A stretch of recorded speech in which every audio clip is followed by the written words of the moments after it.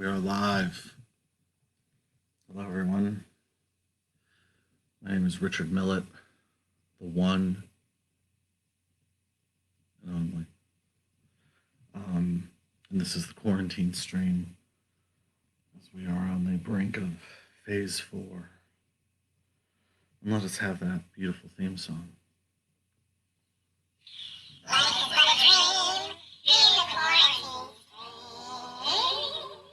Ah, lovely.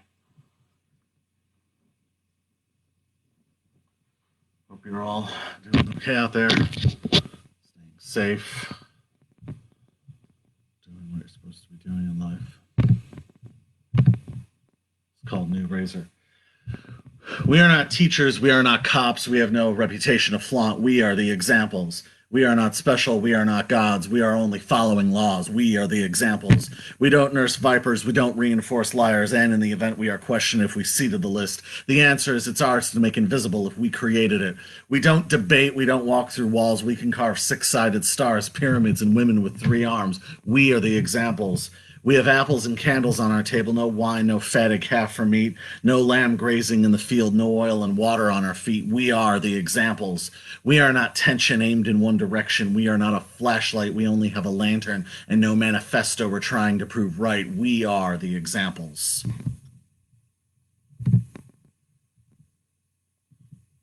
It's called No More Burlesque. Extraction. Thin metal claws and clips like feelers or a hair sliced down the middle and carefully pulled off of the list. Discipline, resist, the reading poison of thoughts extemporized and swept from a dingy mind.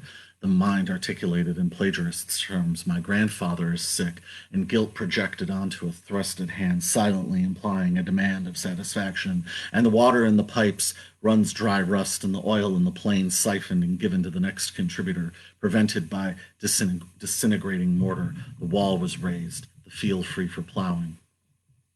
An entry for an infant terrible, a minuscule crack in the porcelain, a micropoint pried open with a petulant eye roll, appealing to youth fetishists and the prematurely decaying, while wearing a prostitution ring, a scarlet A seen by anyone who can decipher semaphore flags, making tenuous connections, creating dubious self-advertisements, a popular indie label, a writer from Vice, a music video stealing your image after you've stolen your image from an anonymous army of American apparel models, and a sub-Wes Anderson vision of sub-Anna Karenina. Now I'll be a star forever. Margot, don't go to Olympia or Lacey or Renton, Anacourt, Tacoma or Bellingham. You'll be wholly inessential. You'll taint the water supply, pollute the soil. You'll deplete the telepathy, end all conversations, erase all electricity, cease all levity, make joy obsolete. The sum total with your floating, dead-eyed anime mask face, an omnipresent reminder of the rotten apple, making no fun for everyone. Margot, don't go to Olympia because you need to learn the life lesson that no matter if it's London, Brisbane, Tokyo, Los Angeles, Portland, Chicago, or Reno, your luggage will always keep arriving before you do. But I suppose we all know, Margot, that life lessons aren't easily applicable when you can be the singer that doesn't want to sing, the intellectual refusing to think, and the Marxist obsessive materialist who unironically writes, I love money, whose reactionary parents pay for college clothes and MAC makeup, which is still not enough to keep you from begging and complaining and nearly joining the military, still pretending that you're more rebellious than what you label progressives, and seeking to please the teacher, and such a solipist that if the teacher doesn't play along, assumes it must have something to do with your perceived unattractiveness, pleasureless, yet still promiscuous, the hedonist who hates liberals, the liberated modern woman who longs to be subservient and find a wealthy man who will dominate, the mental patient who insists there's no such thing as the subconscious, and the awkward loner who thinks individuals are the insidious construct of anti-collectivist capitalists. Property is robbery is the trite tripe slogan of someone who has only existed without responsibility, without any self-possessed honesty, with no depth backing the grandstanding. Margot, see what you find in Sri Lanka. Margot, see where I grew up in Cicero, and tell the Lamarcos that property is robbery. Tell Mima driving home from the factory that property is robbery. You delusional fool. Property is her way out of drudgery, her ticket past the line of indentured servitude. Without owning the building, you have people who are easily organized and cut off. Fucking imagine that. from access, the human experiment called the projects.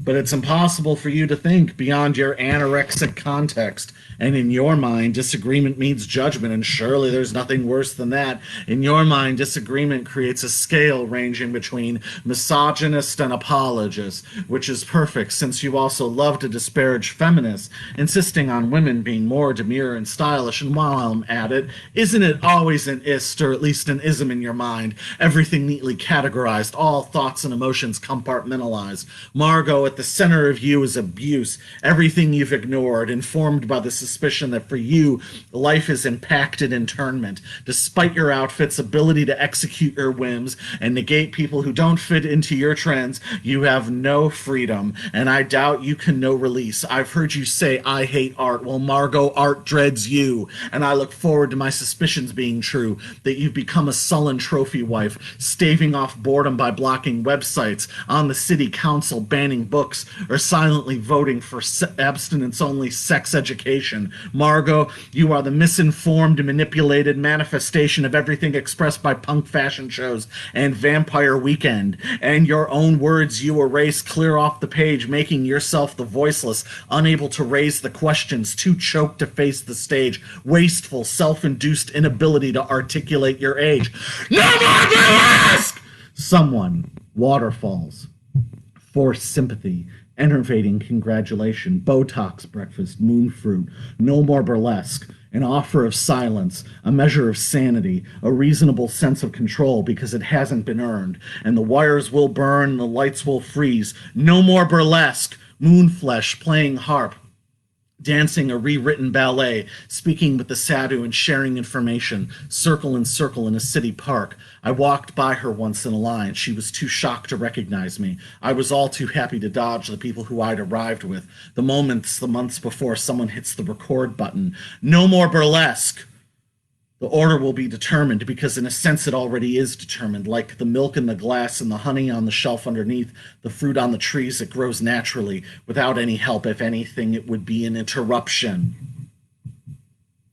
Audrey, the amateur farmer, painting class teacher, an occasional mother, when the notion takes her and the weather suits her, changing names every other month, adopting identities from the television. Domination, strutting across a runway, starvation, the poise to retain a pose, lactation, the unwinding knitting needles, the steel front door, the stream from the bus stop to the vault floor, giggling, the technology, the ability, the enabling slipping sleep that punches the feathers and exclaims exhalations, the empathy, the stage of photographs and writings like an unintentional confessional, or the catharsis without further ramifications or reasons, understanding by proxy, a community of torsos, hand claps and assumed non-de-plumes, a convergence of compulsions that folks get very defensive about if you mention their distractions. The humidity got lost in the flurry to uproot the cacti and build rectangles of oak trees so Mrs. Meredith can have her begonia patch, sprinkle a little can of water and adjust her little straw hat, and adopt a section of wall and elect a man to speak on her behalf and pester the county board to get a nice sign to let the public know that these are her wishes, her designations, a living will, making clear all her intentions. The wall behind her gate is sleek and strong and tall. The fence in front of that has a moat, and behind that an outdoor kill floor with a 30-foot fall in the air just keeps flowing. It's imperceptible to trace when some woman walks up, knocks 3 times, and says, "Hey, where's the bobcats on the roof? Don't they claw your roof? Had a hell of a damn time getting rid of them." And your back gets soaked with sweat just from walking to the car in the parking lot, just from hiking the kid onto the swing at the park, and the stale breeze through the backyard. Wind chimes is a whistling. On another continent, in a retirement community, grandmother asks granddaughter what she thinks. "It's okay," is the response. "Taking English at university, unwilling to get a proper job because any earned wages would get absorbed by bus fare, clothing updates, and hygiene upkeep." Yes, I am a thief of thoughts, and I cannot save a salary or be a parent or uphold any promises I made when I was only trying to leave the room unnoticed, a new apartment, walking to the fitness center, portfolio for the agency. She listens to a lecture about sexual repression, guys who refuse to perform certain acts, selfishness, stupidity. She fumes and thinks about her boorish ex-boyfriends. No excitement, no thrill, just expectations and obligations. Directions to lay still, playing upon guilt, making her feel responsible, intimating that she's lucky, subtle self-containment, and a status quo self-consciousness. Always doubting, never questioning. Even worse was the guy who treated each orgasm as an Olympic medal, a competition of one that he kept winning. He couldn't understand how condescending he was when he held her head and said she should attempt speaking without speaking, saying it without saying it, as it were, critiquing her interests as outre, keeping an instant signal while allowing her transmission a 5-second delay. You can paint in the corners, but seriously, don't touch the frame. She sends packages containing chocolate and tea, handwritten notes, and a photograph of herself laughing. She edits the scene, disregards the magazine, reverses the reflection, and resumes exercising. 2 sisters, Mirella and Anna, came from Bucharest, living in Stoke-on-Trent, looking to move to Maidstone, both annoyed at the neighbor above, who just keeps blaring Manel. It's just not good music, Anna laughs to Mirella.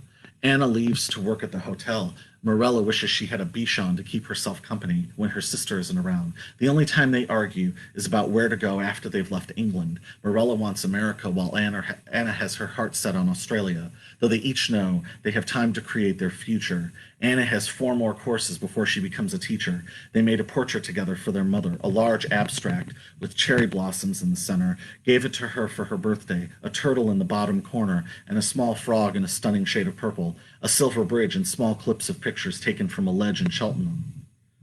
Your panic. How quaint. Your pretension. Of course.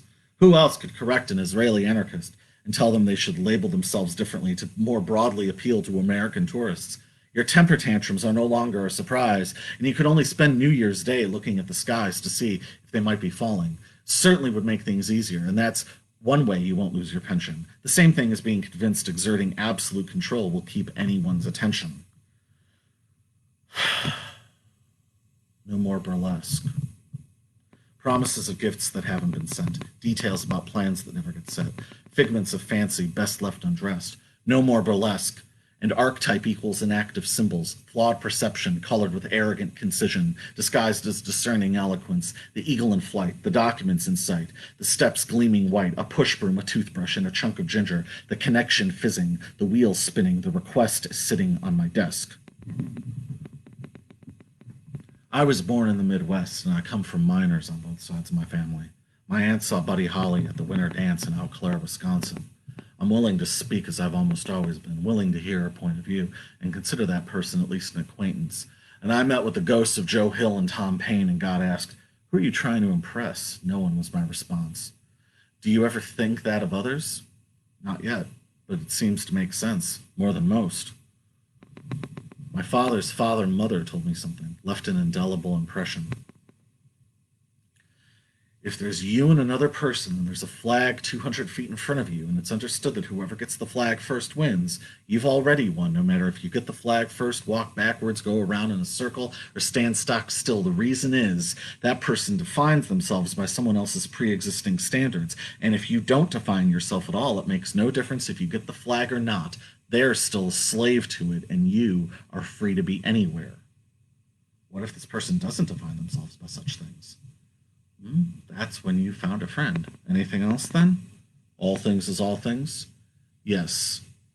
Don't forget, there's no such thing as degrees of freedom. You are either free or you are a slave.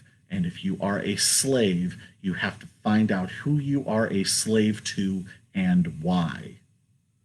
So I vote in elections, obey traffic laws, show up on time, and use linear language. I don't feel the need to abandon it because it is more involved than numbers in a sequence, where structure meets the discipline, where the structure becomes a code to copy and apply, to open areas and determined forms, where open areas become a discipline to reach a decision, to walk or not walk the trail, where the discipline meets destiny, in the day-to-day, in the ones and zeros, and in the world of shadows, which new patterns of light puncture and reconfigure the architecture, rebuilds the infrastructure. So, if a man puts a stage on a landmark and gets behind a microphone and says he's restoring order, you know for a fact that he's a liar. And if he says he's restoring honor, well, I don't know, but I think Martin Luther King Jr. did not have corporate sponsors. And that man can't possibly mean honor for all, just a sect, a handful of investors and a network of supporters and constituents, a series of groups with acronyms for names, a confluence of systems that hopes to cover enough for you to find something to embrace about it. And I found them last night barking directives, spray painting the snow with enormous orange-pink letters, and I waited until they left and went out there with a shovel and cleared the way, swept off the slush, chopped the ice, and made a path. And the next morning their message had melted into a soggy mess, and my neighbors cleared a walkway as well, and we spoke about the town charter, the aqueducts, and the phone number for a good roofer. Then my wife and I went to the market to buy food for dinner, and there are no wings on the streets, no distractions, just 3 teenagers, 1 boy, 2 girls standing in front of the library, starting to sing. I looked at their body language and clothes, and I tapped my wife's elbow and said, "That kind of reminds me of me when I was that old." Well, good luck to them. We waved, she started smiling, and we made up a song of our own. Icicle stream, the white signal channeling, the clock measurements out in chalk on brick, the stencil fit, the wall, time signature increments, the birds, the fish, the deer pausing at the outer lip of the forest to avoid traffic. A dozen women walk together forwards and sideways, holding their keys, pens, and parking passes. They stand at the information centers and read the small typeface before proceeding. The railway. The conductor makes a joke, collects a ticket, dispenses change. The train streaks by the storefront and its new window display. The passenger turns abruptly to read what it has to say. In the eyebrow arch, the headmaster trickery, the tacit complicity which leaks across silently, there is a bite mark that is ours. We were awake when it was happening. We excel at remembering. Evade the hunt! Confound and confuse them. Expose and release them. Freedom! Evade the hunt. They did everything they could think of. Affixed you with a label. Forced what isn't legal. Evade the hunt! There are no rules. It's obvious who's responsible. There are no sides and there are no armies. This argument is an illusion, a pantomime, a presentation. Your breath is your breath. Your mind is your mind. Your life is your life. A circle wave. Your fingers and flowers in the bowl of water spin around and reflect in the mirror, which sends back the light. And your eyes are your eyes, and your sight is your sight. There are no sides in life. In life!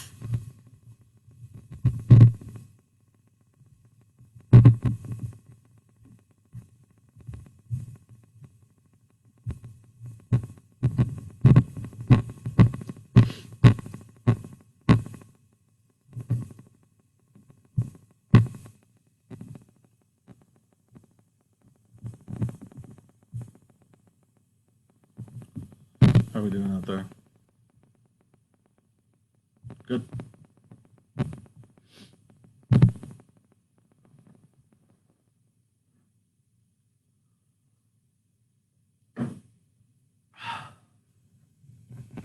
It's called Would You Sell the Relics? The general that only cares about tomorrow also expects everyone to echo the same expression, and when the general can no longer see the power of their influence, they try and exert control over any small circumstance under their command, while the brigadier general worries to no one if they need a transfusion. The colonel, who's concerned that not enough people's fingerprints matches theirs, requires a warning on the front page of each report, along with a summary cut together by a subordinate in a matter of minutes so they don't have to waste any energy generating contradictory thoughts, while the captain enters their coordinates so their location is known and updated every moment, which leaves the captain free to make discoveries like the wheel or gravity, then sell their findings to the executives or campaign staff of their choice, urged by a strong sense of benevolence, a tribute to charity as a force. And the first lieutenant's unmatched love of history is proven by the pictures taken of their parents with Goebbels in Brazil in the 70s, and the second lieutenant's jealousy shows and grouses to no one. That's not Goebbels, it's clear it's Martin Bormann.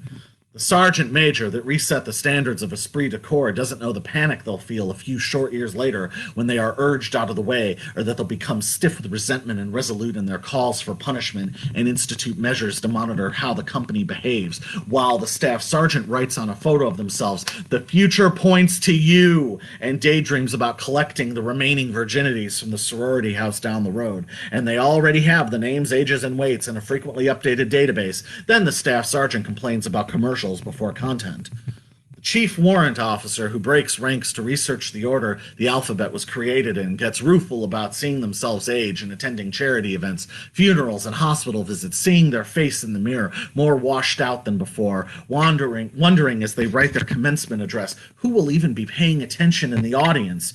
Drinking from puddles, seeing what the sky says, not being able to read handwriting. As children, they received a small puzzle in the mail. And to the private, it's all an eye roll, and all so boring and shallow to see another round of legacy shut out by an offhand remark. The private doesn't ask any of the officers where they should start. What's the matter where rebellion is kitchen, trauma is Walmart? The specialist greets the private. They each think the other is a dilettante. And later the specialist considers, what's the matter where you have 1,000 followers and not a dozen supporters? Would you sell the relics?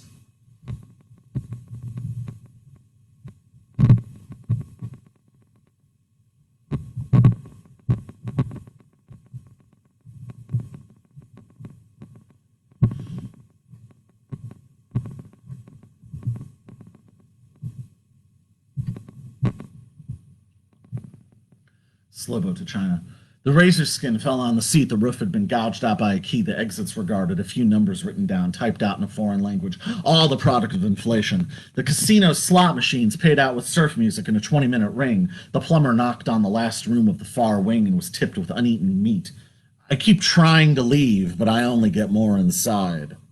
I made it out of the garage only to be stuck behind a foreigner with $1,000 hubcaps on a $50 car. A girl climbed up to the mic and before she got numb asked them how they could stand the climate. She was from California, never was snowed on, didn't get stopped by trains. 20 miles to 5 miles, then down to 3, ranging from dour to catatonic to irate. Can't tell a mountain from a train. Everyone drives through except for me, though. I stopped the frame. I took the wrong exit, driving into the marching band display, and wrote my senator complaining to his face. He wrote back saying, yes, son, it's about time we did things your way. Everybody's an altar boy, looking for a lampshade to make straight, some Sunday spending money, a free robe, a thimble out of the river, because they made their case. Trees grow faster in the city, according to the study. The nutrients depleted my body. No electricity is going to open that door. Ice is slow and not enough to keep my attention. My attention. Everyone acting like an altar boy, dragging their disagreements in the street, stopped slow and coy, using their vestments for sheets. A few quick turns and pleas for a reward, but the holding cell is empty and I don't choose to open it today. I paid to replace the battery and canceled my appointments. The dentist charged a late fee, and my neighbor watched his lawn instead of TV. Here's the thing of it all. I put my dinner in a glass and filled it with water, drank half and left the rest. I threw in some safety pins to see how fast they'd rust, but after 6 months there was still no results.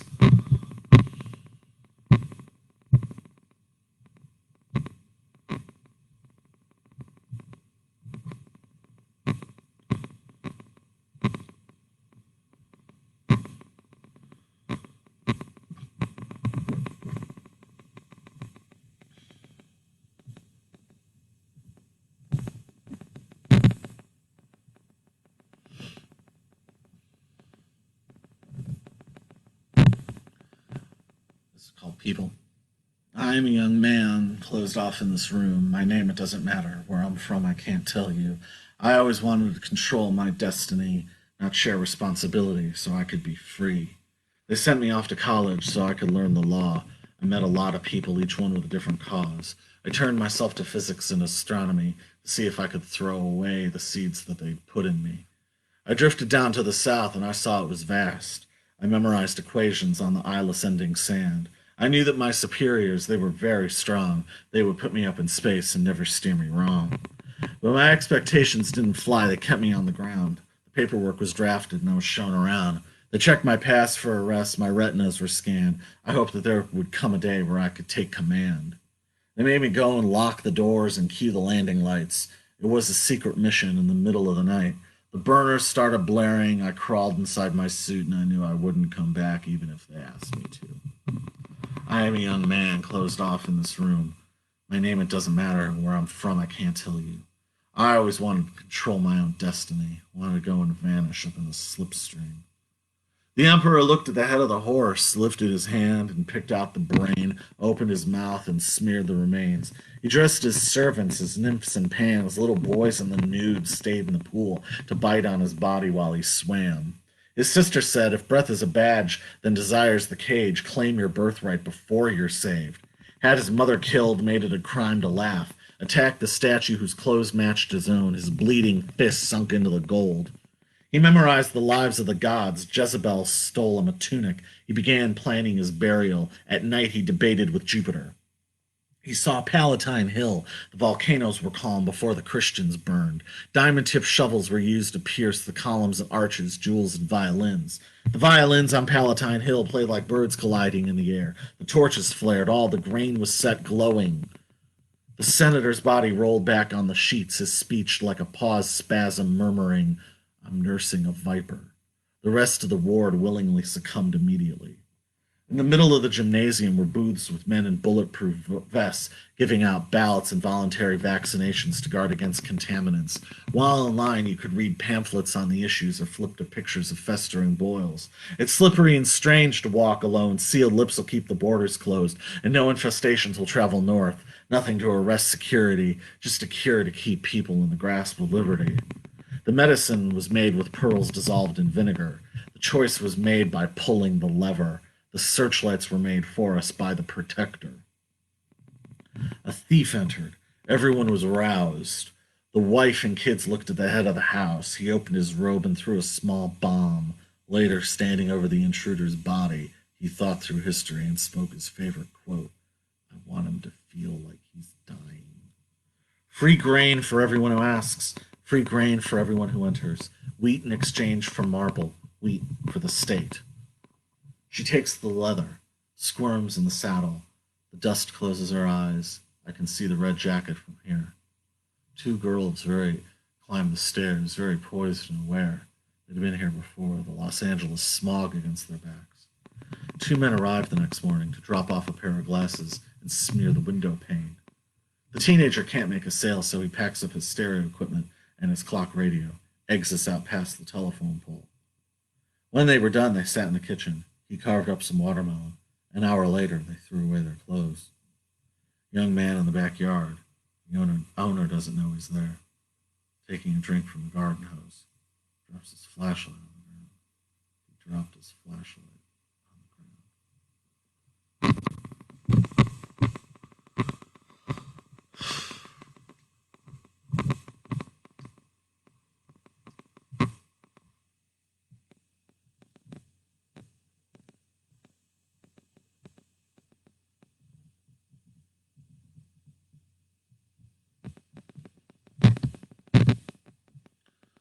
One I haven't read before,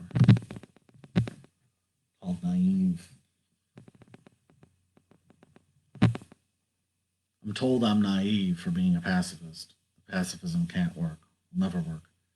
Is it naive to believe that human beings can live without the mutilation and destruction of each other? I don't think that's naive at all. I think it's naive to think that we can't make any progress, that we're stuck with our worst images, trapped by bloodlust, captured by the racism of nationalism, that will never improve and that we're nothing but doomed. Someone who thinks that suffering is necessary is naive. Someone who thinks that war is in our spirit is naive. Someone who thinks that sometimes you have to kill is naive. It takes courage to not extract revenge. It takes courage to see through someone else's weakness. It takes courage to not be blindly led into being an executioner. It takes courage to know that human beings have no reason to kill each other and that no situation calls for violence against another.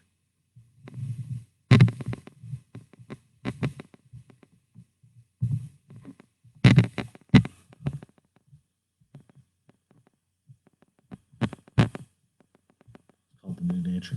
We know what we've seen, so much more water falling from the sky, making miniature lakes out of puddles and forming little rivers and gutters. New homes being built where the mudslides ran down the hills, quenching the forest fires. So many new islands and bays for animals to gather together, standing on one foot. New games being played as new trees emerge in marshes and parks form over landing strips. We know what we think about it. Never desecrate the body, never poison the water supply, never bathe in insecticide. See and think. Never barter for bacteria, never throw poison down the well, never desecrate the body. In a glass sink, the water can start to build its own walls and divide its own chromosomes. In a glass shower, the nozzle calcifies the water and organizes the deposits into clear lines.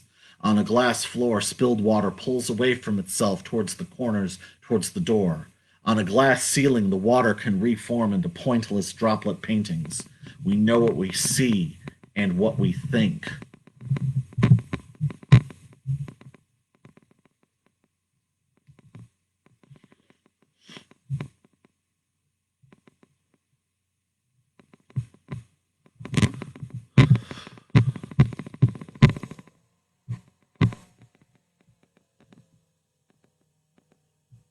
White apple. The audience glares. The audience is alone. Projected onto the cities, moving mouths, upside down, silent. Cement. Struggles for breath, lets the water run, walks with a stilted, failing gait. The water runs in the documentary, behind the page, a lesson in taking what you need, wanting to know, so bad, so thirsty, so eager for the seed. Roman columns, deep shadows, buttressed arches, fallen collective breach, eyes cast upon the outer circles, eyes cast upon the oval rings over the sea, eyes cast on eternity, eyes cast on maternity. Then across the alley, across the street, he could see the cracks in the statue's feet. He crashed his car against a building, against a lamppost, fluttering fingers ivory, dancing around, darting mercury. The survivalist juts forward, head leering off the shoulders, sees the wet walkways glistening, over enunciate to nobody listening, his face an impression in plaster, refers to a thought he had earlier, but it's all too austere to articulate. He's had too much sugar to hold his hands straight. As the glass carton breaks, he collapses, the cream running parallel over his veins. The audience on stage, the public fucking the audience on stage, the public face encased in a clear plastic capsule with evenly explained rules, typed on an eggshell card displayed underneath, each remark catalogued and critiqued, each dismal dismissal a prized antique. Washed clean when the day ran dry, the only dot in the satellite sky, the audience needing permission, needing drink, needing oxygen again, the combination hidden in international waters, the shadow shining on the light. Everything hiding in plain sight secret. A camera on its tripod spinning a circular angle, a code transferred, captured, held by an ascending angel. All are welcome, but come open-handed, without guests or family. You'll enter easier naked, and your intentions won't be mistaken. Jagged rocks under the rushing river, which lead to the lake. The scene is a remake, a three-point star shape, superimposed with stretching hands, making a cityscape, and cold exhaling, creating hovering clouds. Silent. Take out the sound. I want to hear the rushing. I want to hear the pounding. I want to hear the happening. After the action. The empty air in my ears. I want to hear the flying birds make their calls. Hear the echo reverberate off ancient stone walls.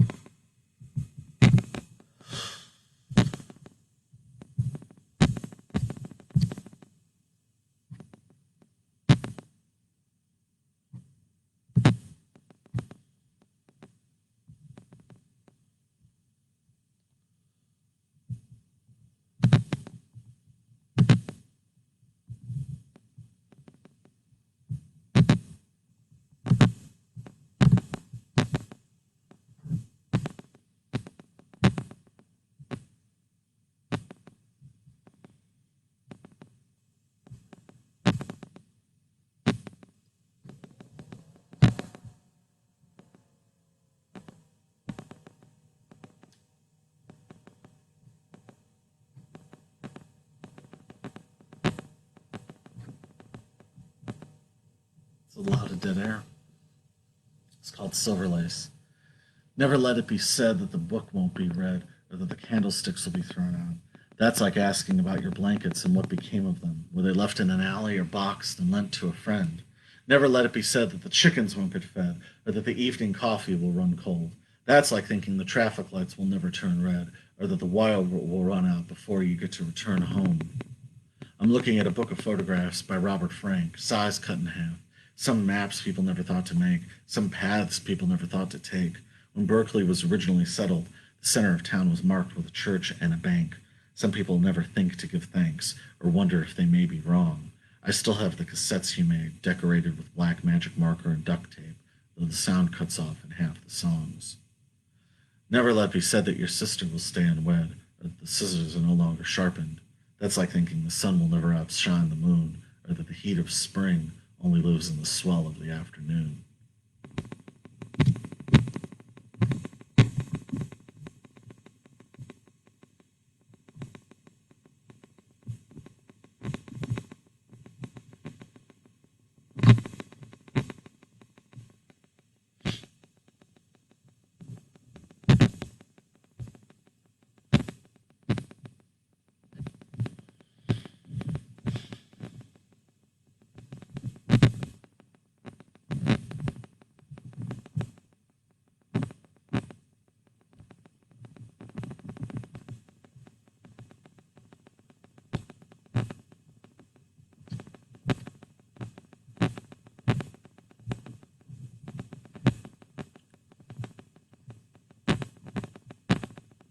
Called the Vatican Vaults.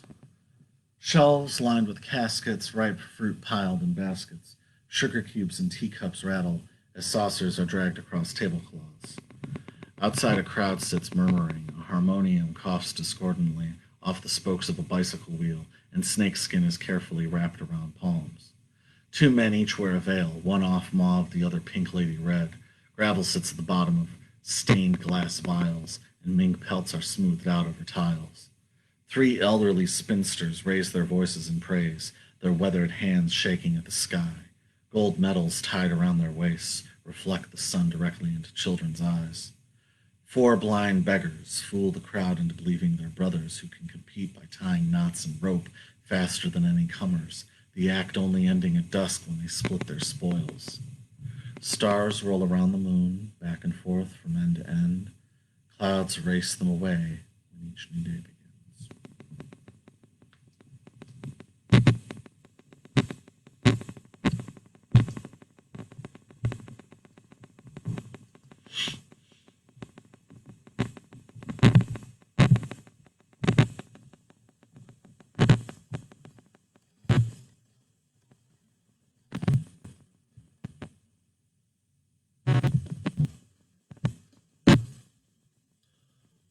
This one in many years. It's called Naïve. Get it together, get it yourself. The feelings you had linger for months. Under the ground, garden life albatross, she bleeds all over me.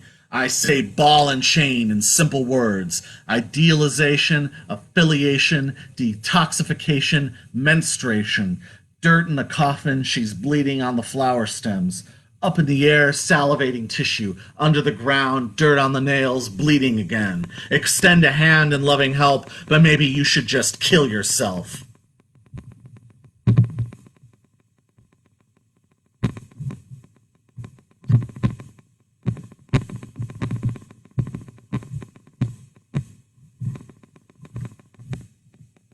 Called Philadelphia. I was in Philadelphia waiting for the maid. I glanced out the window down at kids younger than me, looking like I did at 16, comparing biographies, completing each other's fragments, exchanging glasses, freezing enzymes on magnets. I stopped by the swimming pool, flicked a few crumbs out of the water. The convention got postponed into a parade. The police misplaced the exit and were unsympathetic to the problems they had failed to protect. Like a dinosaur shell had fallen and cracked the Liberty Bell, whose continued drone quit cell phones and traffic and didn't cease until a line was cut to the Bryn Mawr bricks, which had gone unrestored since 1936. And Carrie, you saw the same kids I did. You knew it had come to this. Carrie, hold out your hand. I want to reprint the sponsorship because what was necessary has become arbitrary. I was watching a movie with a chapter of valleys separating the tombs and art that could be pointed to, and the assertion to dance because that's when they can't aim at you. And you'd been waiting since 1934, sleeping at Hepburn's door, while I wanted to be related to Betty Davis. Carrie, hold out your hand, because I don't want just some entertainment. I want some dark victory to grace us. Those kids were rendered wet and recruited with the Tourette's of decade-old prints that took out every context and ground it dull till there was no place left to articulate yourself through anything other than facts. Carrie, hold out your hand, because the distractions aren't safe. Hold out your hand, because your stage was my private place.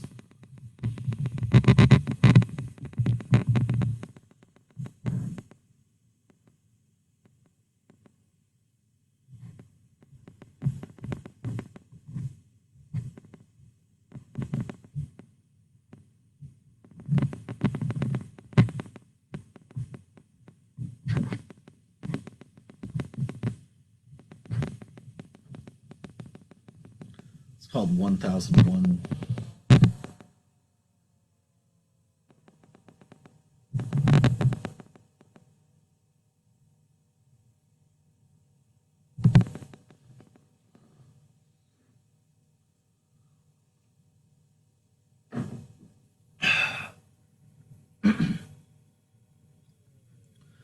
I was traveling across Missouri, and I saw the floods. The water waved like eyelids draped over the heavens. I came to the caverns and lit a fire. I left a drawing of my own, an elephant with a broken back. A 6-year-old cracked some sticks and made a puddle of wine. In the fog hovered the pestilence, dusted with cicada wings and bats. Cockroaches had incisors and ate a meal of matchsticks. I met the mayor. We watched a lunch line kick a dog. We stole light bulbs from a factory. We wrote a novel and a play and then burned it all. Let me tell you about starving and lust in your mouth, because I never missed a meal and I won't start now. I've never seen that many rodents migrating south, and 10,000 blood vessels turn inside out, and 20 boats capsize, and a Chinese dragon get caught in an updraft, windshields and storefronts snapping in half.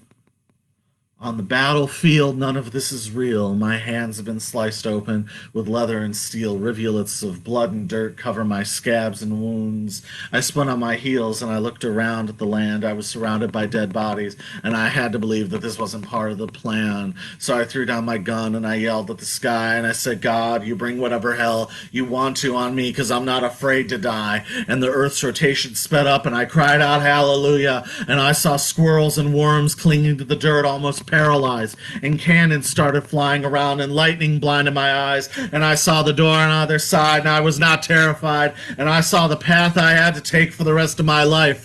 Lightning projected onto an infinite expanse of space. Every instinct played without fear of fate. An imperceptible mist keeping me awake. Blue air, blue skies, blue land, radium, and spring water, holding reservoirs in my hands. And then I come to with my brother standing over my face, crying because he thought I was gone. And I bolted upright, and using his shoulder, leapt to my feet, and I ran away hollering, will there be liberty or judgment? And are you going to look for a drink in a dry riverbed? Do you want to be cleansed in dusty rocks? Try to wrangle yourself out of chains and just get encrusted in flakes of rust?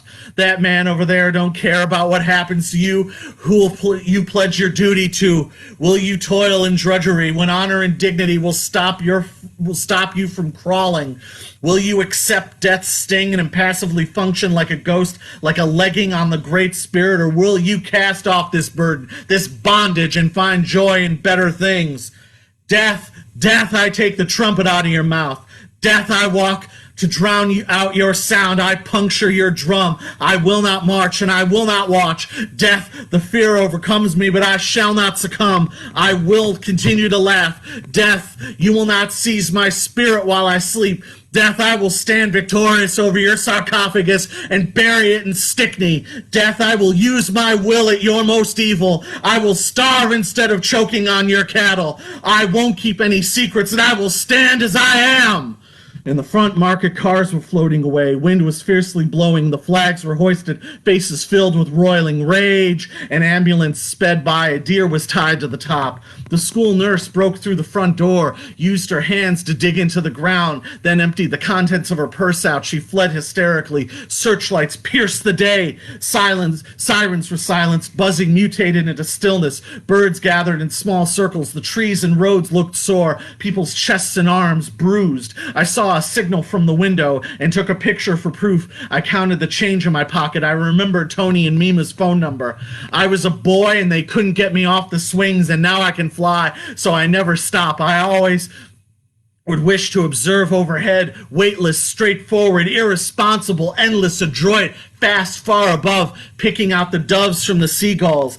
And I wonder who will fall for fuel and travel to another coast in a nameless group and export a bullfrog to the mountains and sell paper towel from their patio and cancel the credit of the branch vice president and kick a Honda in the grill and pluck staccato strings for their score and steal toothbrushes from CVS and spread their legs for the solution and hang naked from a tree in Ibiza and write a slogan that fits on my wrist.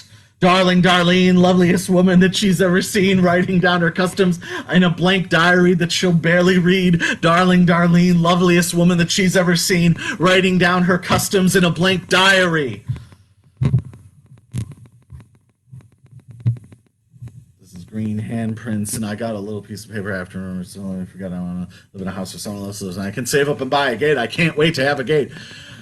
I cut the red leaves of the poppies precisely into the shape of a collage of pages were wrapped tightly with navy blue and pink lettering. It was embraced like a spelling test in the morning after the vibrator incident, and the mother-in-law was speechless. The mother-in-law taught herself how to yell in Chinese, and when she was a girl, she kept a knife in her bouffant, trying to be hot, trying to be a Shangri-La. Excuse me.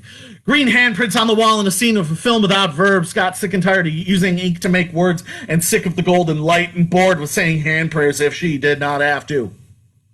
I pasted the latest magazines on my office wall to display the writing I'd sold to an ad agency. It's the most mature money that I've ever made. If the lines were, if you're wasted in life, you're invited to see me make a mistake.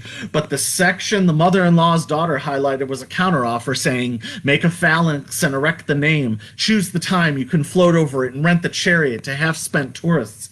I declined and made my own t-shirt and lived in a trunk which brandished the placard, Bring Back Brigadier Rossi, and after that an asterisk and a footnote detailing the remnants of the IRA. I was moved on by the officers. I licked my lips and walked into a Borders, clutching some stolen hair under my arm. I slept on every floor in the store. And when I was in England in 1992, my mom and I were at a museum and they started clearing all the people out. We asked a Bobby what the commotion was all about, and he just said very, dour and polite and quiet in English, we found a package. And we both just fucking stared, very ugly American. A fucking package? Fuck you! And he was like, real polite. And it wasn't even a bomb. It was like cupcakes in a black bag. And the night before we got there, the IRA had blown up a bus full of soccer players or something. And then they tried to blow up some bank, and I couldn't believe the nerve of that cop calling it a fucking package. That's like referring to the plane hitting the building as a delivery. The whole scene was like a ripoff of my favorite movie, the Academy Award-winning epic from 1983, Give Me Gang Warfare, Give Me Death, starring Dustin Hoffman and Meryl Streep, where they reenact the Revolutionary War. Instead of war, though, the Founding Fathers collect and trade stamps with the British, and due to budget restrictions, they use stamps with Washington and Franklin already on them. So in essence, the characters were trading for themselves, and it was at this point the American Sisters of Liberty and Suffrage staged a protest and declared the entire charade grossly inaccurate, and Congress agreed that the only legal showings could be at Shriner meetings. But no one who saw the theater left without having at least one moment of historical reflection. And in my opinion, when you have that kind of impact, you can die with at least a headful of credibility. And here's the end of the foil. Green handprints on the wall. My teacher wanted to visit my house before she moved, but I said, you can't do that, because everyone knows teachers never leave school.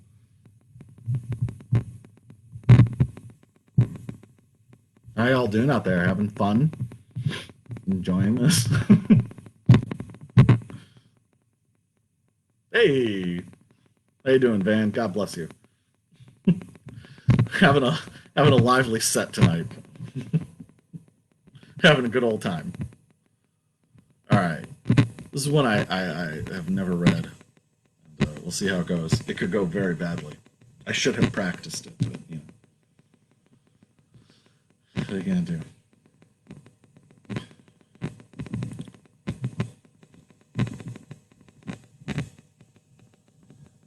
As a means of introduction, I will say there was a television show many years ago. I only vaguely remember it. It was a reality show on VH1. It was called The Next White Rapper. And so they had all these rappers. I think MC Search was the host. And there was this one guy who was a complete idiot on there. He was this, upper middle class white kid. And he had this whole thing about the ghetto revival. And he had this phrase, hallelujah, holla back. Sounded real smart. And so the MC Search takes them to see, I don't think it was Lord Jamar. I think it was Sadat X, I think, maybe. And they're kind of giving their spiels. And this guy goes into his thing about the ghetto revival. And I believe it was Sadat X, said, why in the hell would you want to revive the ghetto? People pissing on themselves in stairwells, all that. Why would you want to revive the ghetto? And this kid, he just shut this dumbass kid down, And I remember when I was a teenager getting the Public Enemy record, Apocalypse 91, and there's that little bit in there that Chuck D talks about, calls the projects an experiment. Take another look at that word project, another word for experiment. And I always like that a lot. And, so this is a combination of many ideas, but it's what it's ultimately informed by. This is called Modernist. Here we go. When I first saw you, I became so fascinated. I wanted to know every aspect, obsess over every facet. Black, red, soft pink, cream bronze. From a script, Luke, long leather coat, jackboots, hurricane over Manhattan, ripping down every fucking flying flag, stark, trillion, midnight black hair and dangling sharp spikes. When I ramp myself up just right, I become invulnerable to pain, impervious to distraction, no past, never a future. Make this moment cease to exist, the step after concentration. And if I had to, I could punch through steel, lick fire, jump off a ledge, and be invisible. White, black, blue, gray, never repeat. I don't have to kill or have enemies. I can absorb police, replicate their identities. Last name Vamana. I see, I taste, I memorize, then destroy. No need, no purpose. Once it arrives in my eyes, enter museums, piles of fire, piss, mouth of fire, books, fracture of contempt, Reifenstahl referenced, mash pulp, school, fuck. Never enough extinguishers, no doors left, history class, ground zero ashes, Beirut Hilton entrance. He sails over the chrome alleys, stainless steel streets, brain pan announcements, peeled off blacktop, tar rolls, engine air, salt-filtered humidifiers hanging from the skylights.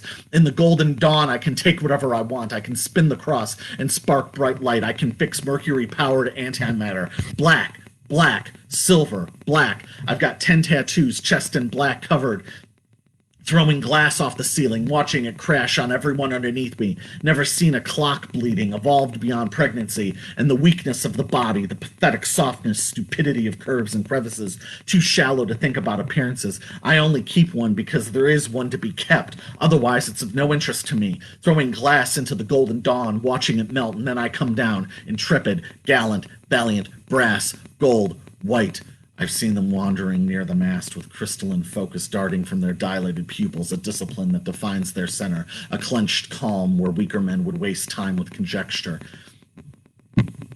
They had a chalice plus a necklace with a broken clasp plus a robe on the floor they won't allow anyone to wear anymore. Purple, red, royal blue, gold, white, black, steel, black, white, blade, cutting.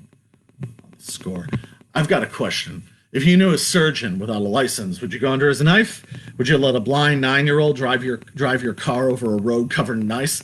I got a question. Can you identify near imperceptible patterns, or is there no fingerprint because on the surface you don't feel it? It's the 21st century. Get out of the ghetto. Speaking complete sentences. Get out of the ghetto. See people as your equal. Be able to understand evil. Get out of the ghetto. Don't steal practices or ideals. Don't do anything illegal. Get out of the ghetto. Don't harm other individuals. Get out of the ghetto. Don't let the mob make you faceless. Don't allow the rhetoric to make your case. There's no such thing as utopia, so don't make reality insufferable trying to fake one. Don't cop an attitude of power to the problems, and get out of the ghetto. Your thoughts are your own. There never was a monoculture, so quit celebrating mourning the loss of a societal unicorn, and get out of the ghetto. I know it's really hard to believe, but tragedies are not there for your entertainment. Get out of the ghetto. The president isn't your dad, so quit yelling at him like he is.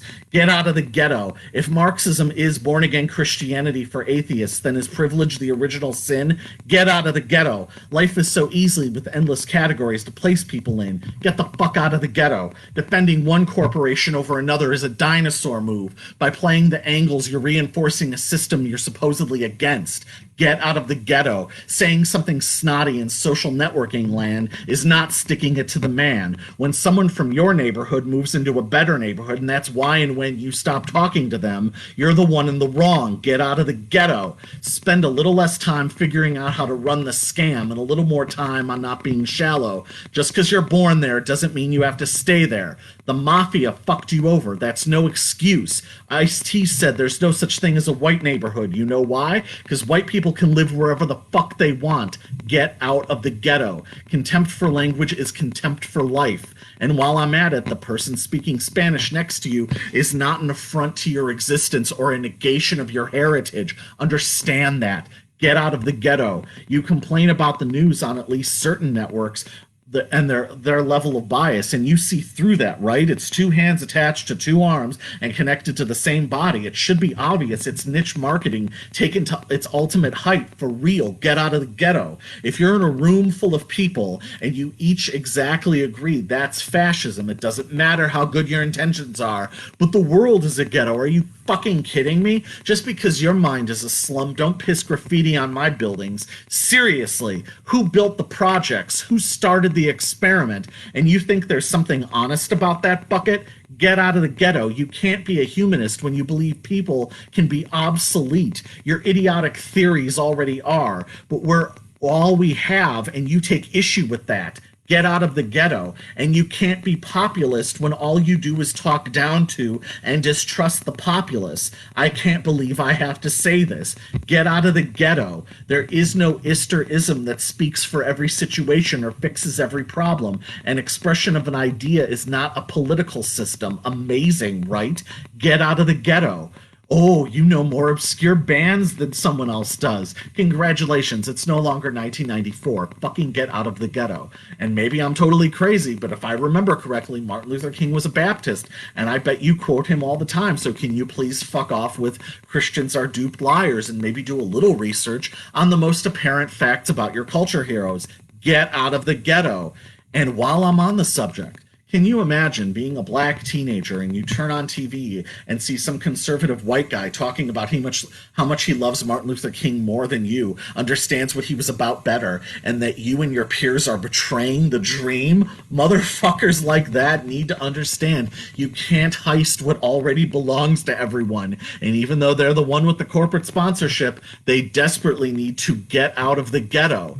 Oh yeah, I almost forgot. Free speech is more important than feelings, so no matter how lame, reactionary, or grotesque, if you can't say what you have to say, we are all reduced to slaves, so don't be careless with something so precious. Stay free. Get out of the ghetto.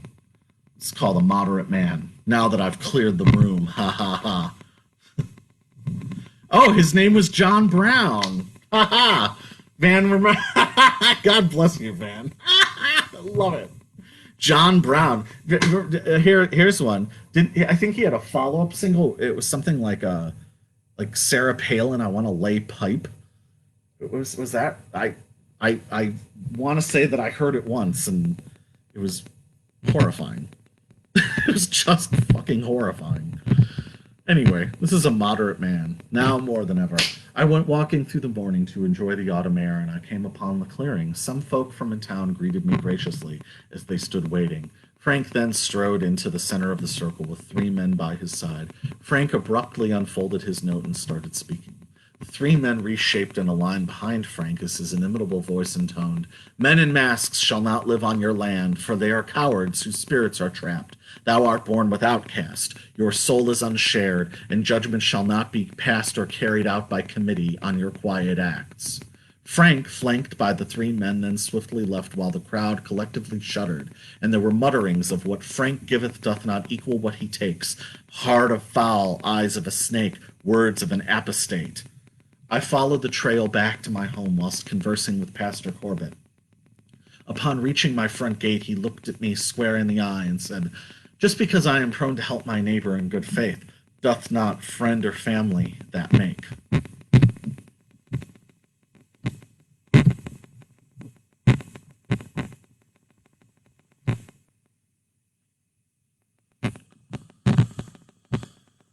All right.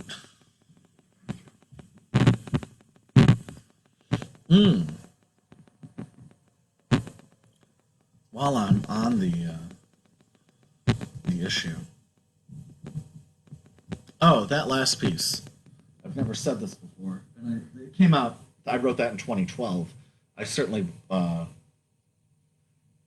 would not have said this at the time, but I'll say it now. Frank in that piece is sort of a alternate version reality of Barack Obama. So.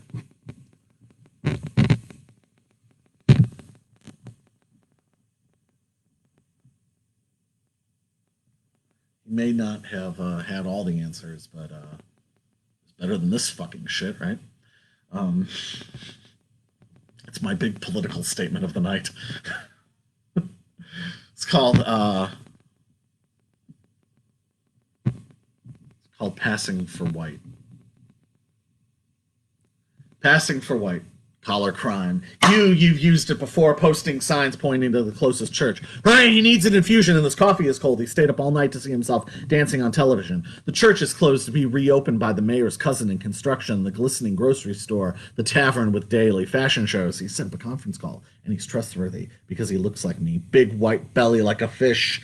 The hotel with large chunks of missing bricks, the police station next to the building with a sign in the front window that says a law firm, the truck enforcement officer standing in the oncoming lane with his arms outstretched in ecstasy, overseen by a smiling baby, somehow saying, "I could smile 12 weeks from conception." I know, I show my hand. I always show my hand. Meanwhile, at 7 a.m., 2 cars, 3 spaces apart in the White Castle parking lot. 1 man each gets out. On the left, he's wearing jeans and a flannel shirt and a cowboy hat. On the right, a charcoal gray business suit. They walk in a V shape, meet at the door with a handshake. Then heated conversation. The corners of the cowboy's mouth start to bubble and foam. As she's wobbling down the sidewalk, her skin-tight clothes somehow hang off her, and she's watched by a man in a tracksuit holding a cell phone to his ear in silence. 20 feet away, the party crew pulls a U-turn. As she's wobbling down the sidewalk, Lance Romance throws 20s at the guys waving away fruit flies, then shows his pupil while this is the finest fire extinguisher you'll ever find. The party crew spots the car wash and gets in line. They watch the jets bubble and foam, pretend they're superheroes with the unlimited powers to make bubbles and foam. Theranos Industries deploying a prick-approved an ecosystem, agreeing on a settlement for widespread future technology, she said accusingly and secretively, retiring her bloodlust company. Frozen in place, the beer cans, hair extensions, pubic hair, bondage wear, eagle eyes, white fumes, flying fingers, tops and bottoms, middling kingdom, gamblers rejoice. I'm in a flood zone. Watch them bubble and foam where form follows steam, bourbon follows cream, bubble and foam over the safety warning. The crude delights set one's sweat glands reeling with a shark tooth covered in pudding. The owner urges everyone to look out the window at the condo, tow truck, victim, night, uniform, camera, newspaper, bank, park, yard, new restaurant. As if he's got some psychic powers, he was taught the meaning of versatility, respect for the law, trust for fistfights, and an arid humor that snorts debris when under the advisement of enforced idleness.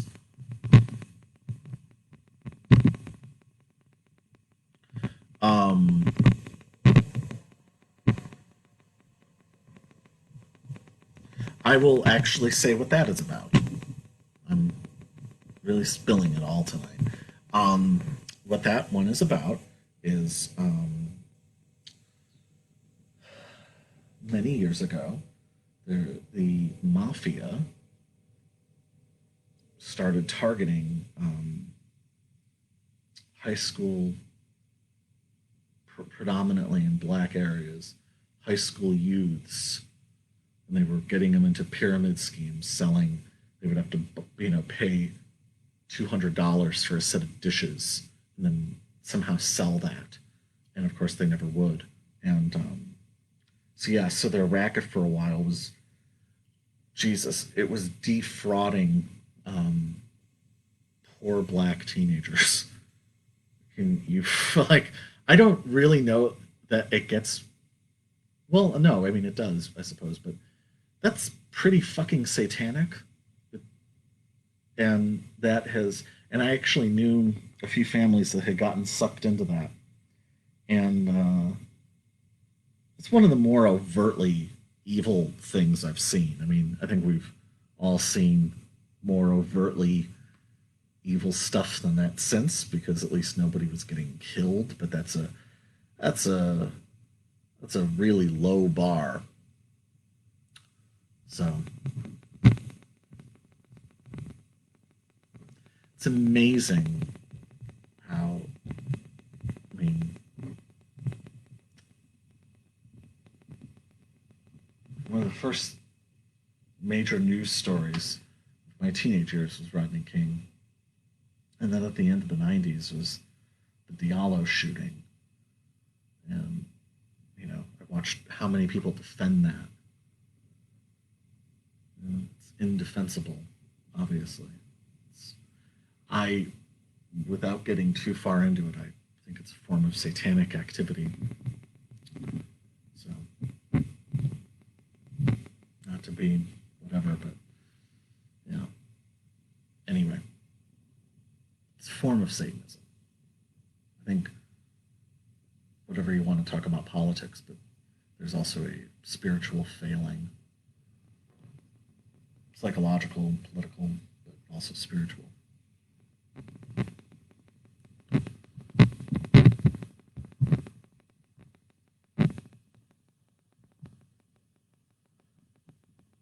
Called Flowers at the Foot of the Cave. Swinging light bulb above a cracked basement window, a painting depicting the creation of creation, and a makeshift bed. I made up a new name for you that I'll only keep in my head. Look at the jewel resting in the bottom of the wooden cup, with a stack of handwritten sheets explaining the steps of the ritual in rich, deep red, and the names of everyone there exist in my head. Charcoal renderings of saints ripped from a magazine and pinned to the door.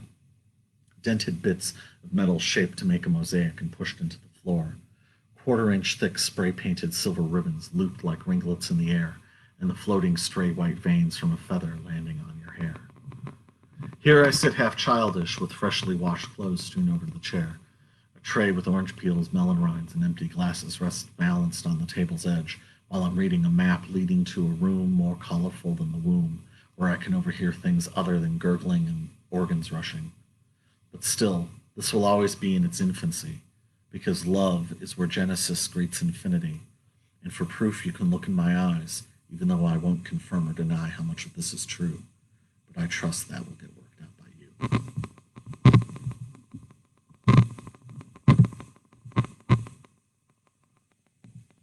All right.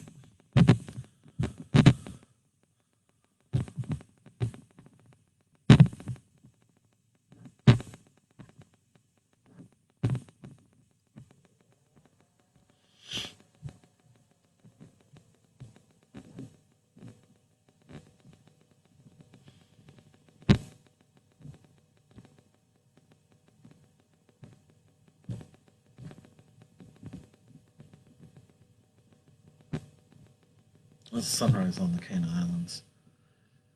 Sunrise on the Caina Islands. Watching from the shore. Take a picture so I won't forget. Sunrise on the Caina Islands. Drawing with my eyes. Save it so I won't forget. Azure bird observes the river in its shimmering glow. Ranulph finds walking across the soil while filming the sky. I don't see the bell. there must not be one. The lane and land both bend, shape the horizon. Sunrise on the Caina Islands is eclipsing time. Save it in a flash of light, drawing with my eyes.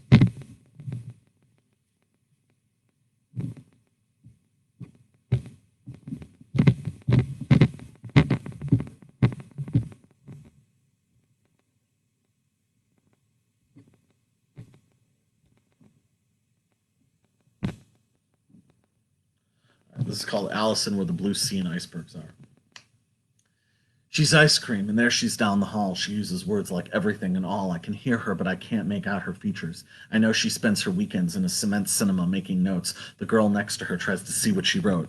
Allison wonders why the guy in the elevator keeps glancing at her and why the weather keeps jumping between rain and sun every 30 minutes. She keeps saying, "Quit asking me questions. I'm innocent." And if people assume she's joking, Allison wonders, what are the windows thinking on a day where there's a white line down the center of the sky? Her mind cuts back to the guy on the elevator. Look at me, look at you. We're equals. Allison wonders if she can keep hiding while knowing they're following me.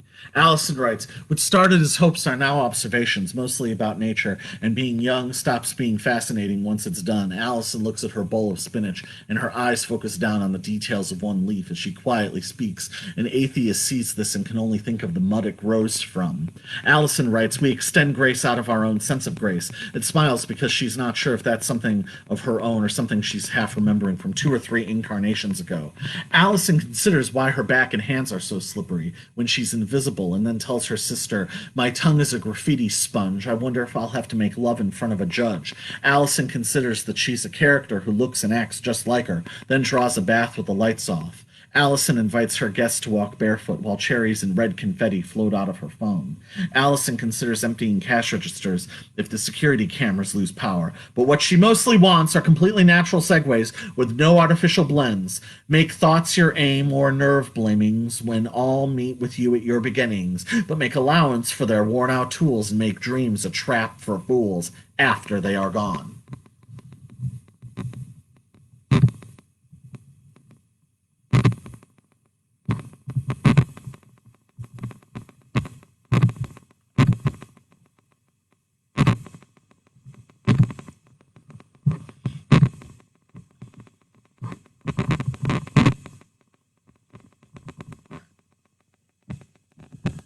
Outsider envy. When I didn't eat because I was actually fuck that. We're gonna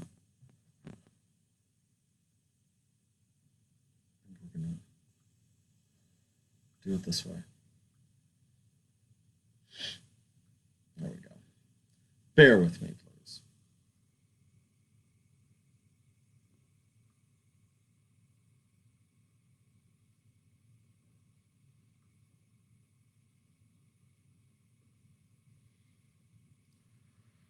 It's the beautiful thing about not being showbiz. Don't have to. There we go. When I didn't eat because I was afraid of being fat. When I stopped combing my hair because I didn't care. Because it was beaten or mocked out of me. I never knew and had no way of knowing when they were calling me fat or a fag. This is the second act, and it's dedicated to everyone I've survived. This is the second act, and it's dedicated to everyone who has survived. I've got a hangnail. If it were possible, I've been gone outside with a round bag over my head with eye holes cut out. Now this is the second act, and the people who beat me wish they were me, because now they have outsider envy. They want it so badly, to cop a little piece of being picked last or never invited to the party, to use that as the basis of an argument that too many people have too many rights, risk their future because they can't work out how to bully back, so they try to cop my attitude. They used to beat me, and now they've got outsider envy. And now I don't have hair, and I still don't fucking care. I have a hangnail, and we will survive you. Can't be me with one lane of news. Can't be me trying to swim up a clogged stream. Can't be me making billionaires happy. Can't be me trying to relive the 80s. Can't beat me when you got outsider envy. And this is the second act. And you still don't have to worry about being black, and you wouldn't trade spots if you could, but you try to cop a little piece of their pain, snidely work in some slang, advertise for blue lives or all lives who are authorized to satisfy your cravings. The question is, what's your joke? boil down your building and pretend it's a community with a creative culture, but it's just a Burger King. It's just your latest costume. This is the second act, and take a good look. Take a good look, because I'm what your future's supposed to look like. The future is for everyone who has survived you, which really isn't that fucking hard to do. This is the future, and the truth, too. Everyone knows the story about the Emperor's new clothes, but what if the Emperor disrobed and his subjects in court were aghast or disinterested at his state of undress? What if he defiantly stood there naked anyway?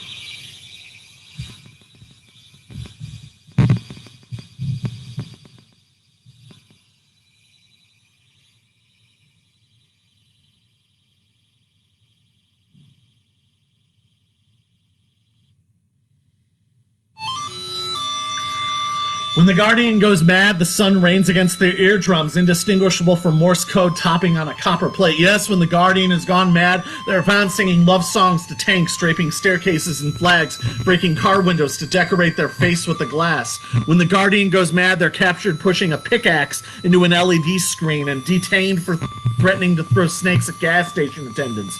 When the Guardian goes mad, people suddenly remember to turn on AM radio and patiently follow guidelines before filing a full report. Though there are always passers-by who start conspiracies, the usual being that this is a planned distraction. And I don't know about you, but I think that if somebody comes onto your land from far away and decides that they have now occupied it and sets up enforced armed border control with mandatory ID checks, and everyone is based around the power of the gun, that sounds like some sort of Republican nightmare, doesn't it? If the Guardian goes mad, they'll arrive at every awards ceremony with the mirror in hand and a ribbon under their chin and make demands to review the voting process when they don't win. If the Guardian goes mad, they'll rue the day they lost control of their relationships, spending weeks hiring staff to bury paperwork they'll insist doesn't exist. If the Guardian goes mad, all of their meals shall consist of orange peels pulled from chain link fences and burned coffee flavored with molded peach preserves.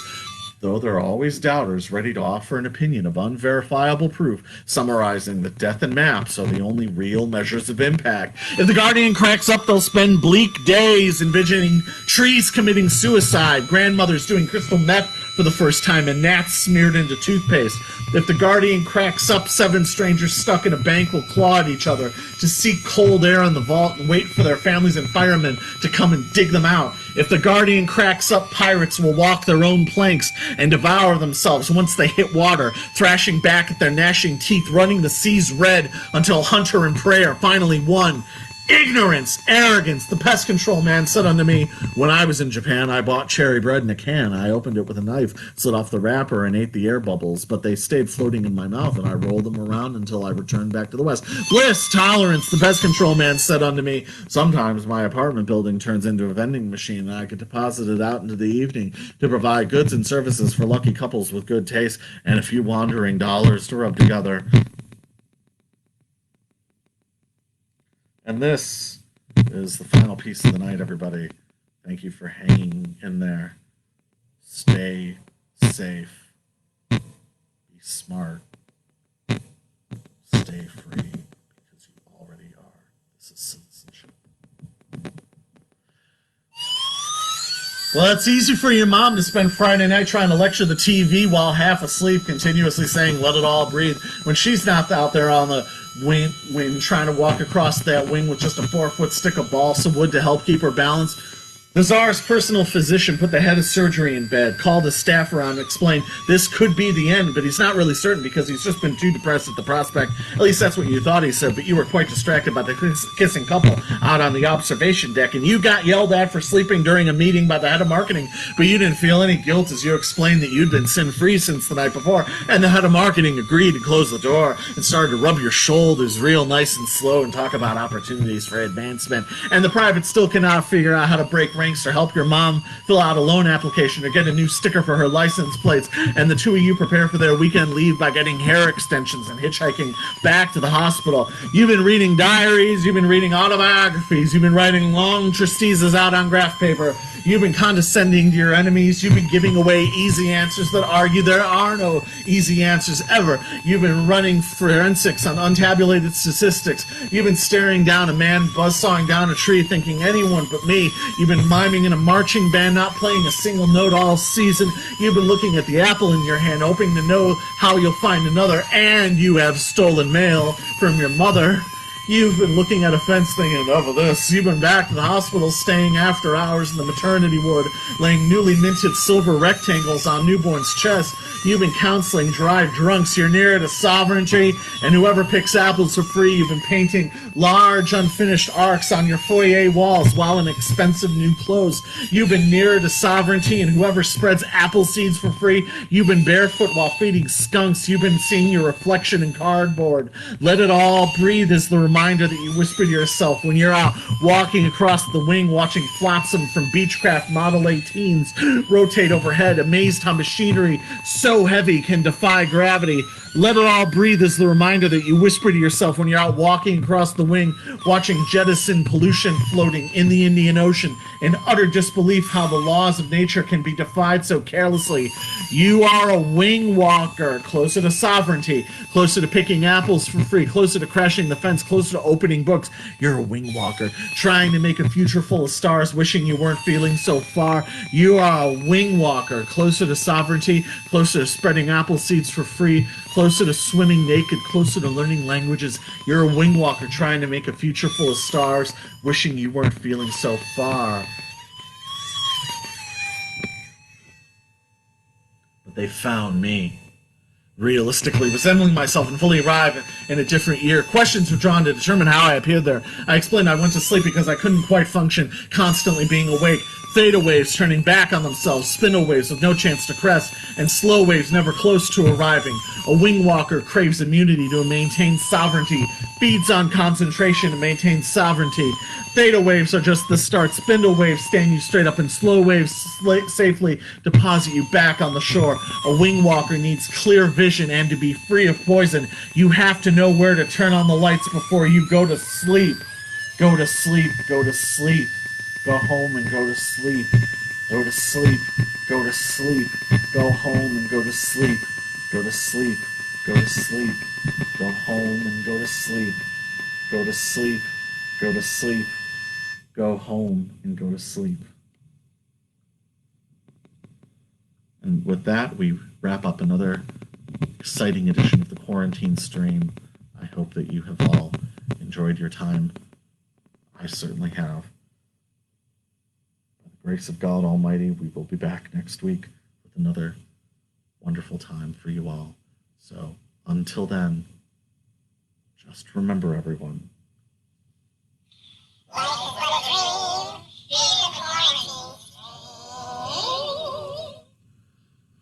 Thank you.